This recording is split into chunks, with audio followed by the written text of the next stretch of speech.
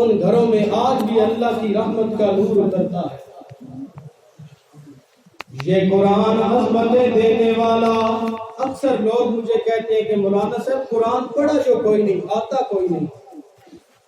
اور تاجدار صداقت کے دروازے پر 60 سال عمر ہے جناب صدیق اکبر کی۔ ارے تاجدار صداقت نے 60 سال کی عمر میں میرے نبی سے قرآن پڑھا۔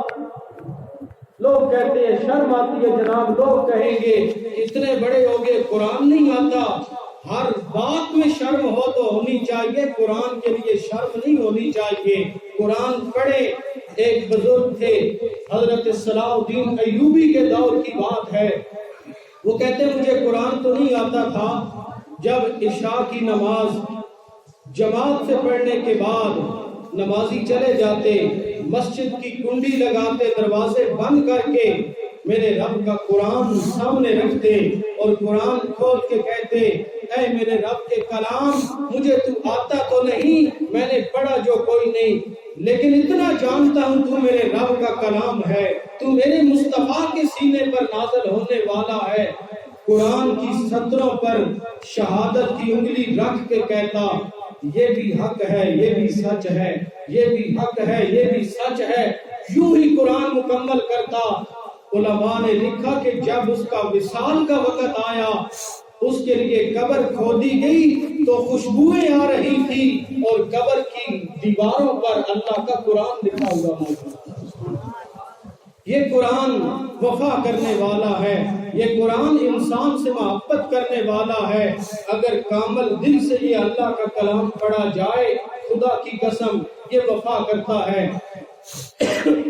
آج لوگ آل بیت کی محبت کا تو دعویٰ کرتے ہیں اکثر لوگ، لیکن کبھی آل رسول کی محبت میں یہ بھی عوام کو سنایا ہوتا کہ ساری رات گزر جاتی سیدہ طیبہ طاہرہ جناب فاطمہ الزہرا سلام اللہ علیہا کی زبان پر رب کا قرآن جاری ہوتا۔ حضور ضیاء الامت نے تفسیر ضیاء القرآن میں یہ حدیث نقل کی کہ حضرت امام حسن فرماتے ہیں آدھی رات گزر گئی تو میں کیا دیکھا، امی جان روزانہ ہمیں سلانے کے بعد بستر سے غائب ہو جاتی ہیں۔ امام حسن فرماتے ہیں ایک رات میں نے دیکھا امی جان جب ہمیں سلانے کے بعد بستر سے غائب ہوئی، فرماتے ہیں لوگوں میں پیچھے پیچھے چلا گیا، میں نے کیا دیکھا امی جان مصلی رسول پر کھڑے ہو کر اللہ کا قرآن پڑھ رہی ہوتی ہیں۔ ایک رات میں نے دیکھا آدھی رات گزر گئی، امی جان نے ایک رکعت میں قرآن کے 15 سپارے پڑھ ڈالے۔ یہ ہے سیدہ طیبہ طاہرہ کا کردار۔ ہماری ماں بہنوں بیٹوں کا کردار بھی سیدہ طیبہ کے قدموں پر ہونا چاہیے۔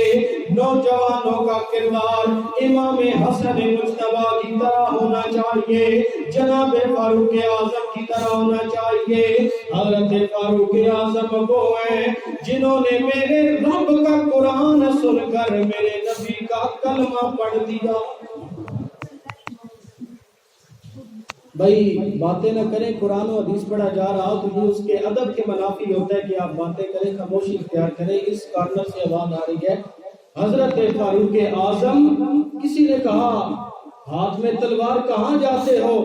جواب دیا میں جا رہا ہوں نعوذ باللہ نقل کفر نباشد، میں نبی کریم صلی اللہ علیہ وسلم کو قتل کرنے کے ارادے سے جا رہا ہوں۔ کسی نے کہا گھر کی تو خبر لو، تمہاری بہن مسلمان ہو چکی ہے۔ حضرت فاروق اعظم جب بہن کے گھر میں پہنچے نا، دروازہ کھٹکھٹایا تو بڑی دیر سے دروازہ کھلا، تو دروازہ کھلنے سے پہلے اندر سے قرآن کی آواز آ رہی تھی۔ جب دروازہ کھلا آپ بڑے جلالی تھے، جب کفر کی حالت میں تھے تب بھی اور بعد میں پھر اسلام کے لیے غلبہ رکھنے والے، آپ نے کہا کیا پڑھ رہی تھی؟ جواب دیا اے عمر تو ناپاک ہے، یہ کلام پاک ہے، اس لیے عمر پہلے وضو کر پھر تجھے یہ کلام سنایا جائے گا۔ شریعت مطہرہ کے مطابق وضو کروایا، وضو کروانے کے بعد پھر اللہ کا قرآن سنایا۔ بولو کیا سنایا؟ اللہ کا قرآن سنایا۔ اور جناب फारूक आजम को कौन सी आयात सुनाई, जरा सुनिए तवज्जो से। मस्जिद की खिदमत भी करें लेकिन इधर तवज्जो रखें। उलमा फरमाते हैं हदीस में आया कि सूरह मरियम की आयात बेयिनात थी जो हजरत उमर फारूक का दिल नरम कर गई। कौन सी आयात थी? ताहा मा अंज़लना अलैकल कुरान लितश्का इल्ला तज़किरतन लिमन यख्शा। अल्लाह उसी कहते हैं लोगों का माना है, अल्लाह ने फरमाया ऐ मेरे 14वीं के चांद रसूल, ये कुरान इसलिए तो नहीं आया कि आप मुशक्कत में पड़ जाएं, इल्ला तज़किरतन लिमन यख्शा, ये कुरान उन लोगों के लिए राह हिदायत है जिन दिलों में अल्लाह का जर्रा बराबर भी खौफ हो। हजरत फारूक आजम झुकते चले गए। अरे कुरान की बरकत है, फारूक आजम घर से निकले, अब फिर नंगी तलवार हाथ में है। जब दहलीज मुस्तफा पर पहुंचे, साहबा ने आगे तलवार से रोक लिया, कहा फारूक कहाँ जाता है, उमर कहाँ जाता है? कहने लगा मुझे जाने दो, मेरे नबी की आवाज आई, मेरे नबी ने फरमाया आने दो, ये उमर खुद नहीं आया बल्कि भेजा गया है। क्यों? हुजूर ने दुआ फरमाई थी उस वक्त जब इस्लाम फैल रहा था। दो इंसान वो थे जो काफिरों के सरदार और पहलवान थे, तो हुजूर के दुआ के लिए हाथ उठे, अल्लाहुम्मा आइज़्ज़ल इस्लाम, मेरे मौला इस्लाम को इज्जत दे, बे उमर इब्न खत्ताब व अला बे अमर इब्न हशाम, या उमर बिन खत्ताब दे दे या अमर बिन हशाम दे दे। अमर बिन हशाम अबू जहल का नाम था। फरमाया ये कुफर में काफरों के हवाले से ताकत वाले इनमें से एक अता फरमा। हुजूर की दुआ ने रंग लाया। अब फारूक आजम आए, ये कुरान की बरकत थी। जनाब फारूक आजम मेरे आका की बारगाह में आए, आकर कहने लगे आका क्या हमारा दीन सच है?